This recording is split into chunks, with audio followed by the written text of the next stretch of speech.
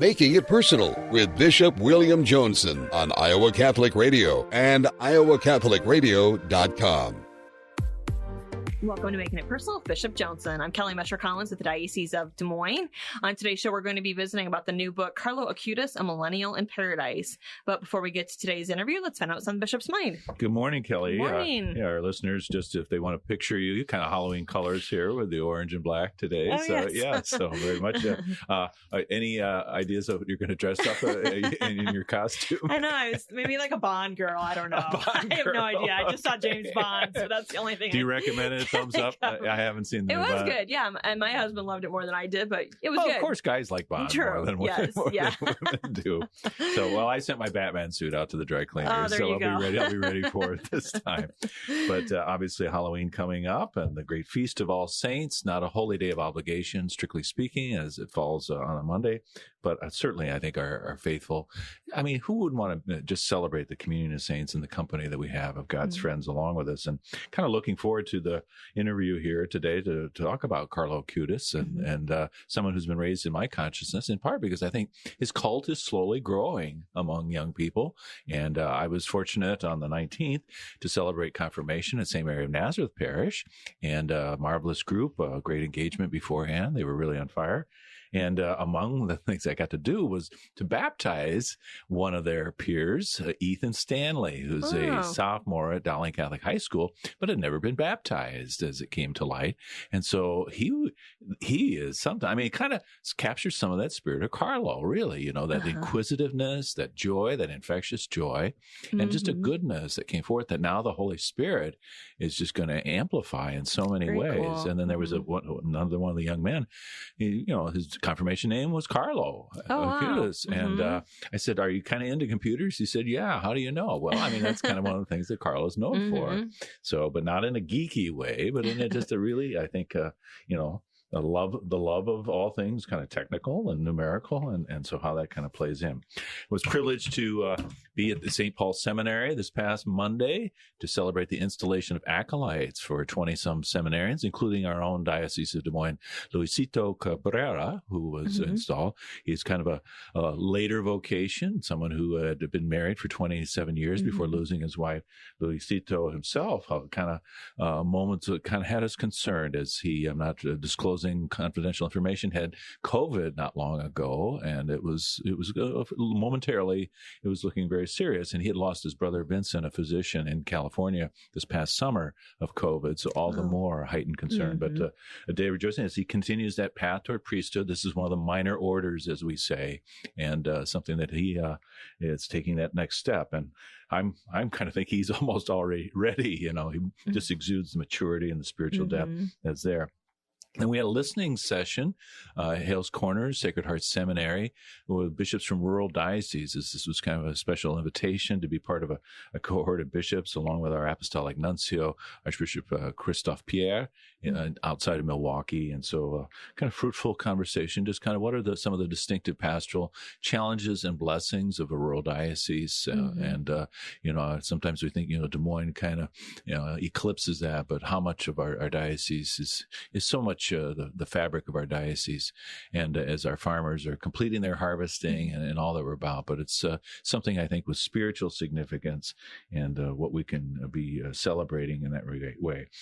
We think about, as we move into the month of November, our regard not only for the saints, but our own consciousness that our bodies are, as Carlo was so much, a temple of the Holy Spirit and a sacramental sign in its own right, in our baptisms pointing us to that glorified body with which we're to be invested. And so we kind of think about all the kind of funeral practices. I reflected in my October mirror column about, you know, we don't want to cling to or idolize the body, our own or that of our loved ones if they are deceased, but with holy reverence to commend them to God and see this as the seeds of our immortal body. And so the great reverence, I think, that we afford them in our funeral practices and the blessings that are there. And so, you know, not to hold on to cremains or ashes, but nor to dismiss them unduly. So we'll look forward to talking about Carlo here in a moment. All right. Sounds great. When we return, we'll talk about Carlo Acutis, A Millennial in Paradise. Just making it personal with Bishop Joensen.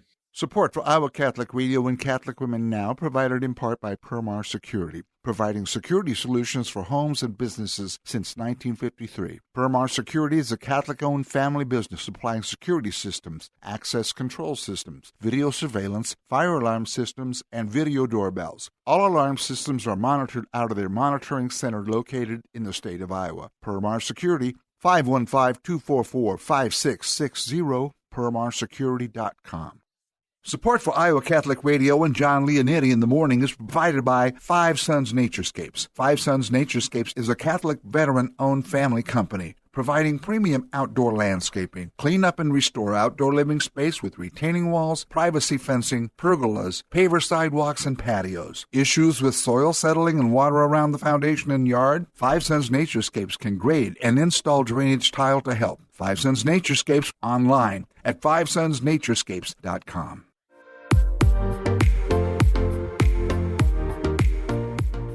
Welcome back. You're listening to Making It Personal with Bishop Joensen. Our guest today is Michael Lichens, editor of Catholic Exchange, to talk about the life of Blessed Carlo Acutis, as detailed in the new book, Carlo Acutis, A Millennial in Paradise. So good to have you with us, Mr. Lichens, and speaking kind of on behalf of Father Will Conker, the actual author of the book. He's a great witness in his own right, a missionary priest of the French Foreign Mission Society, and has been serving in Canada. Is that correct? Cambodia. French Canadian, but in Cambodia. Canada, Cambodia. Yeah, over a little further across the globe, but yes, over in Cambodia, and he himself is such a great millennial Catholic who was instantly drawn to Blessed Carlo. And you can see why almost immediately in his words. Well, indeed. And, and I've heard about him and everything. But this book, I think it's for all ages. I really do. It's accessible for young people who is his primary audience. But even some oldsters like myself here, truly inspired by it and this figure. And he's Father Conker kind of talks about the sense of God's call to us. He invokes the image of Caravaggio, the call of St. Matthew at San Luigi Church in Rome, and that kind of sense of the call that is given to each of us early on in our lives and the whole sacramental unfolding. And so the first love that Carlo exhibited is something that, we can come back to that first love, or however, at whatever age we've encountered Christ, and then the desire to just make Jesus attractive and just with a certain transparency. That holiness isn't something that makes you otherworldly, but ever more grounded in the reality of this life in some ways. And so he's a normal adolescent throughout, as he grows up, but at the same time seems to be very familiar with the world and all the temptations that are presented to us, but does not succumb to that, and is not then something he becomes aloof or condescending to anybody on that way. He enjoyed all sorts of things. What were some of his life passions, Michael? Oh, he was very much a man of my generation. I'm only a couple years older than him, strangely enough, but he loved computers, video games. He had a PlayStation that he played on quite a bit, which is something I could relate to pretty well. And of course, he saw the power of the internet, so much so that he saw it as a tool for evangelization and conversion. Even something that somebody who does the work I do is something very important to always keep in mind. It was kind of recounting, born in 1991. And so you say, you're only a little bit older. So, but truly a digital native, right? And kind of retracing even the kind of unfolding early, personal computers and everything else that goes along with that. And so his fascinations with those things, but also a man who just loved people. And even as a boy, there was a kind of preternatural grace of just being able to engage people. Yeah, and that included, what was so fascinating about him is it included people that normally a young child or teen would probably not even notice, such as the servants that worked in his house. The family butler became a very close friend of his, to a point where that butler talks frequently in the book, Rajesh, about the experience of being around Blessed Carlo and how he just loved everyone he came into contact with. This could be the Polish nanny, his friends out at school, or even just people in his neighborhood. And that's why I think even now, years and years after this 15-year-old boy died, thousands of people still go on pilgrimage to his to his tomb in Assisi. Indeed, and he was in a family of great means. His parents are working in the financial industry. He grew up at the early phase was in London, and then they moved back to Italy, northern Italy, and Milan, and other places. So he could have been just a really annoying, spoiled rich kid brat, because he was the only child. He could have thought himself to be the center of the universe. But as you say, he attended to people. He reached out to them. And whether it was the old Italian grandmothers, that, of course they would dote on him perhaps, but he kind of called them even to pray more deeply, to pray the rosary, as he kind of made time to be present to them in the church. And then you made reference to Rajesh, native of India.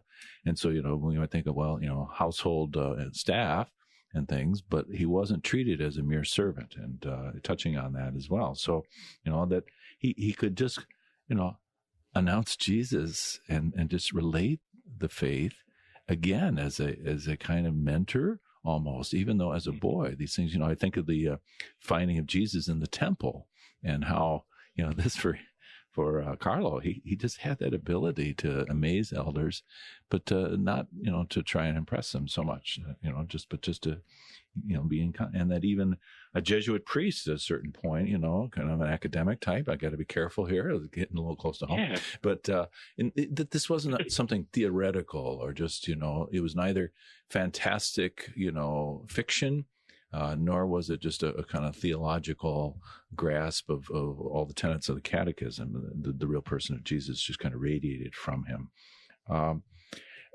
Talk about his relationship with his own peers, though, not just people older than him. Yeah, with his own peers. What struck me particularly was how he related to girls his age. Because, it's been a few years for me, and I'm sure for everyone listening right now, but teen years are hard, especially when you're trying to talk to the opposite sex. And what Blessed Carlo kind of tapped into was remembering that the girls in his class, the girls that he would meet were people. They were people that he would listen to and talk to, and they would share and open up to him.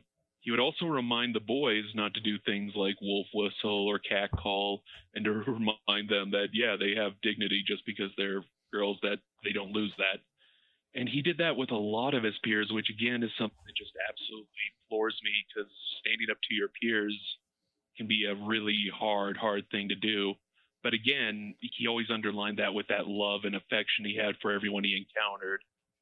People spoke about his ability to talk to them like they were the only person that mattered in the world. And this was something that people talked about and again, and you see it, whether people met him personally or even just read about him. You see that happen throughout his life. Yeah, he could have been setting himself up to just get the snot beat out of him, because of his kind of innocence, but it wasn't a naivete, and so, he risking ostracism, but it kind of melting some of that, Italian guys being Italian guys, and sometimes kind of a machismo that, spills out into kind of a chauvinism, but kind of countercultural in that regard, and I think kind of calling a deeper respect there, so that women opened up to him, young women and girls felt comfortable with him, as did guys. So he kind of could appeal and relate. Even he wasn't necessarily a big sportsman, I don't believe, but he wasn't just this kind of geeky child, although that's something that's kind of been listed sometimes with affection to speak about him. Even the French title was something like A Geek in Paradise was the original title. And, which I think it's great to embrace. But yeah, he loved football. He was, you can't be in a place like especially Milan without loving football, soccer. It's their other religion in Italy. And so he did in fact enjoy it. He enjoyed a lot of the things he would do with his friends. He played all the latest video games with them. He had a love of pop culture. But he had a higher love, something that made all those other loves possible. And I think that's among his many secrets. Mm-hmm. Well said. So we should bring bring Carlo to the attention of our kind of a local prominent businessman, Kyle Kraus, who not only in terms of the convenience stores and industry, but owns an Italian soccer team. And so I wonder if he's familiar with that. So we'll bring pass the book on to the Krauses also. But so great love of football. Self-taught with a saxophone and reached a very high level of saxophone performance, but an average student. That's kind of striking. It was, with all his great keen intelligence and his, his intellectual wonder. Okay, school is school. He wasn't sloughing off, but he wasn't knocking the top off the ceiling either, was he? No, and especially as somebody, he's technically one of the patron saints of programmer. Well, when he's canonized, he'll be a patron saint of computer programmers because he spent so much of his time teaching himself HTML and various internet markup languages. But yeah, average student. I mean, it's fascinating how much you'll see that also in other computer programmers from that era. Yeah, just, unless things really capture their fancy that, okay, I'll do it, but I don't have to have absolute mastery in that. So, and Father Conker talks about early on this experience where, some of us can remember our toddler years, but at age 3, losing his grandmother, I believe, or was it his grandfather? I'm trying to remember. And how that really etched in him a kind of a sense and opened up for him a horizon that was present to him, that his orientation to people and the world, but always with the horizon of eternity before him. And he had a great sense of the preciousness of life, but that we are meant for a life that goes beyond our senses. And so the loss of his grandparent early on, I think, kind of marked him, and he could remember that. I think that was one of the particular graces that were given to him. He also had a kind of simplicity, right? I mean, you talk about he knew pop culture, but it wasn't going to dictate. And then that famous phrase that as we come into life, that ultimately Pope Francis had to cite him, that we each come into the world as originals, but some people go out as photocopies. And I recall Pope Francis citing that line. Could you unpack that for us? Absolutely. That's one of my all-time favorite lines from Blessed Carlo. And the best way to say that is, like, God creates each and every one of us as one unrepeatable phenomenon, might be the best word. If my professors are listening, they can grade me later. But we come into this world as that singular, unrepeatable thing. And this is very dear to Christianity. Romano Guardini emphasized it in his theology. And so did Giacomo Alberoni. And what Blessed Carlo was seeing in that is we can be born as God intended us to be these singular, unrepeatable, non-mistakes. God intended us to be here. Or we can fall into the habit of becoming the copy of a copy, or what my friend calls a Xerox of a Xerox of whatever it is the culture's telling us we have to be a better worker, to achieve success or happiness. And he lived that. He would even, again, as a teenager, immediately decided he would not wear brands if he could help it. He didn't want to advertise brands or anything like that. And I don't know, I felt like you got beat up if you didn't wear Nike as a kid, so I'm not 100% sure how much our grades were different, but he lived the only originality he could find was in Christ, who had made him to be that singular, unrepeatable person. And he just the magnetic presence of Jesus and the Blessed Sacrament, but it allowed Carlo to become ever more himself, and that uniqueness that he had that resisted categorization, and he didn't have one clique that he hung out with or in any way, and just loving people, but a lot of time by himself too. At one point, we kind of talk about his sensitive side.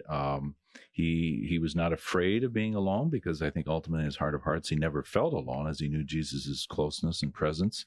But to also befriend loneliness at a certain point. Is that a thread in his life?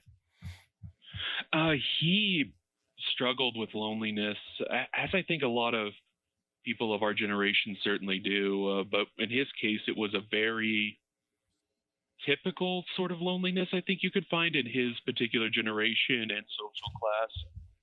His parents were busy. They worked very high stress, high paying, so it allowed them a very great lifestyle jobs, but it meant that he was often being raised by nannies and he felt a great sense of loneliness. And one of the reasons I mentioned Rajesh earlier, the man from India who was of Brahmin class working for the Acutis family, he and Carlo became really close and really caring and loving friends over the years.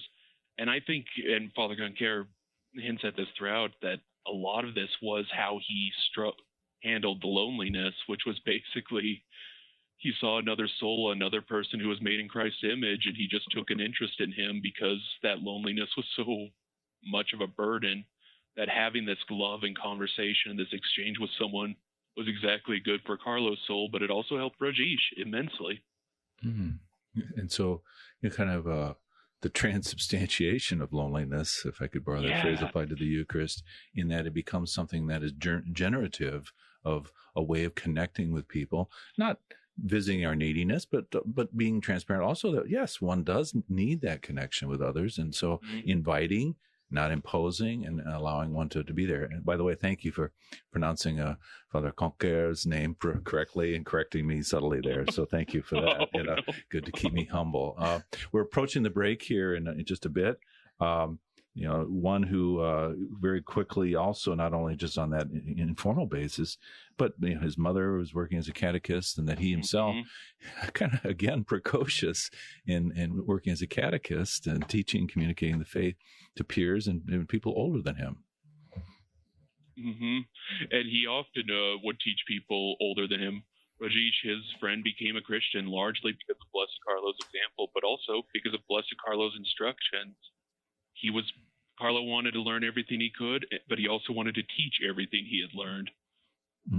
And even teaching as a penitent. I was struck, that one of his confessors, still now to this day, kind of referring, what would Carlo think or say in these responses as he ministers to others. All right, we're going to take a quick break. You're listening to Making It Personal with Bishop Joensen.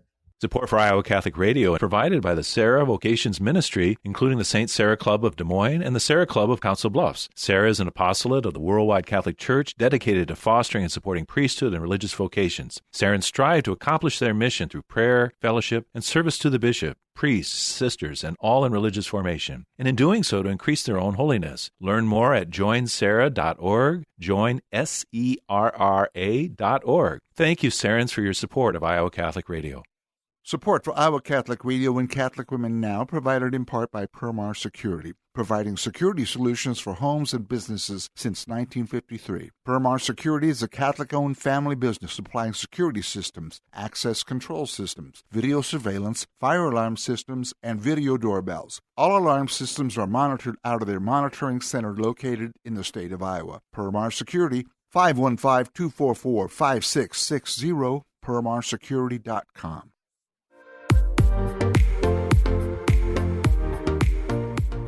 Welcome back. You're listening to Making It Personal with Bishop Joensen. We are back to talk about the book, Carlo Acutis, A Millennial in Paradise. We'd mentioned his loneliness, but, out of this sometimes great artistic creativity. And so the videos he made of his own kennel of dogs, and the conflict between the dog and the cat and everything else. So he made these videos. I'll have to research there's a whole narrative storyline that was there that he involved. But this Eucharistic love, he spoke of, first Eucharist, and that's never again another Eucharist. It's always kind of a deepening of the participation in the Eucharist as we're present both in adoration and at Mass. And, he rounded that out as St. John Paul II, whose feast day we celebrated last week, that the Church of the Eucharist and all that's there. But it gave him a purity of heart that he recognized, the ways in which we can be distracted, the ways in which the evil one would try to claim us and dispel our peace and that.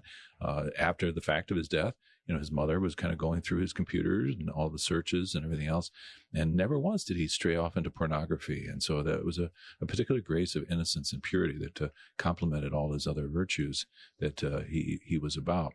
The Eucharist then became a kind of special project for him, Michael, didn't it? It absolutely did. He was fascinated especially by Eucharistic miracles, and he wanted to study and document them. And that included these exhibitions, which a lot of people have had a chance to go to during the pandemic. parishes were using these to educate their parishes. But he created these exhibitions about famous and some that I never heard of and would never have heard of, except for these exhibitions about Eucharistic miracles all across the world, not just in places like France or Italy, but even as far away as the New World and beyond that. Yeah, I think in the catalog of miracles and the miracles in Brazil and other places, obviously the famous miracle at Lanciano in 750, that the transformation of the Eucharistic species actually appearing as blood and body in that way. Yeah, Kelly, you said you've been able to experience one of these. Several years ago. An email went out to all the pastoral center staff. It was the exhibition in Neola. I just really felt called to go, and it was really, really cool. It took several hours. We didn't even see all of it, but I learned a lot. And then years later, when I was writing a column about Carlo, I discovered he had designed it and created it all. I had no idea. It was really cool. Who's the author of it in that way? So, I think, that's not, hopefully the basis of our faith, but if it can awaken people to this, to see that the supernatural is inbreaking at each and every Mass, this Eucharistic miracle as the priest confects the Eucharist present to us. And so our Lord bending down to us, and in simplicity, the holiness that, along the lines of St. Therese, the transparency that he manifested, his great love for nature, the pilgrimages that he was privileged with his family to take, and then, the way in which, who knows how his life would have unfolded, but then suddenly things began to turn drastically bad with his health. Can you relate that to us?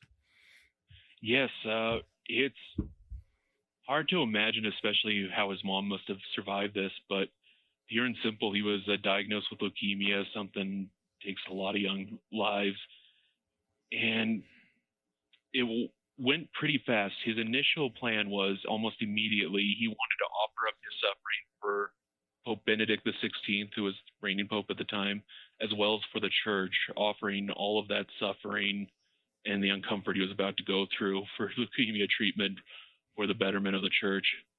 And then he also wanted to go on pilgrimages to Eucharistic miracles with whatever time he had. Unfortunately, his decline in health prevented that. He wasn't able to make the full pilgrimage, and he died October 12th, back in 2006. Indeed, and those 2 weeks of his decline, and spanning the feast of St. Francis and his great affection for St. Francis, and his body now is in Assisi. So for those who are making pilgrimages, as including a pilgrimage I'll be going on October of 2022, the opportunity to view his body and pay respects. So thank you so much, Mr. Lichens, for your time today. The book, again, A Millennial in Paradise, would be a great confirmation gift, a gift for young people. I really heartily commend it to all our listeners. This has been another edition of Making It Personal with Bishop Joensen. You can hear Making It Personal with Bishop William Joensen every week on Iowa Catholic Radio and iowacatholicradio.com. Support for Iowa Catholic Radio and Making It Personal is provided by Sarah Vocations Ministry. Learn more at joinserra.org.